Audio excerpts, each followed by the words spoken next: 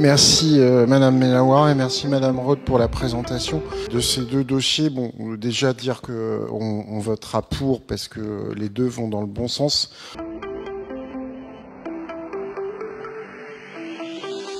Seulement, j'ai quelques questions ou demandes de précision à Madame Rode.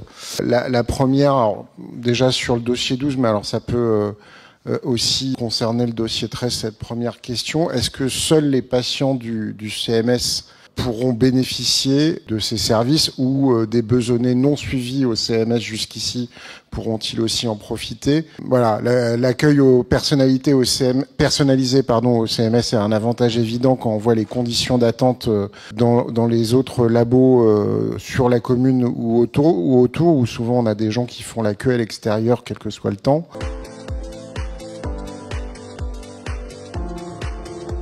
Par ailleurs, ce service va dégager des recettes pour le CMS et va contribuer à son rayonnement. Donc c'est une très bonne chose.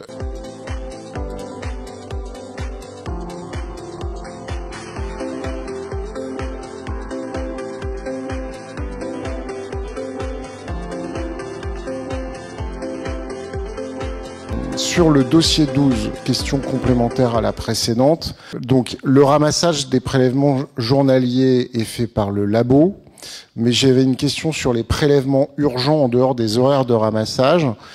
Comment ça va s'organiser? Est-ce que c'est les infirmières qui vont le transmettre, un coursier quelconque? Enfin, on sait que les contraintes de ce type de transmission de prélèvements sont très strictes, donc j'aurais aimé avoir des précisions.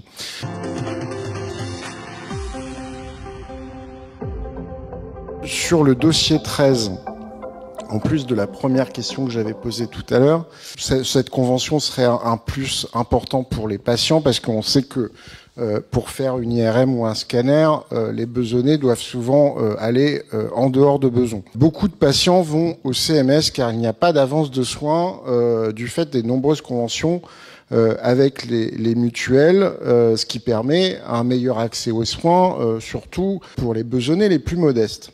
Or, les groupes d'imagerie appliquent souvent des dépassements assez importants en termes de tarifs. Donc, je voulais savoir si la ville avait négocié avec le Centre Cristal pour que les dépassements ne soient pas appliqués aux patients du CMS. Au regard du chiffre d'affaires de ce type d'entreprise, ce serait une paille pour eux. Par contre, ce serait énorme pour les patients concernés. Voilà. Dans tous les cas, on votera pour.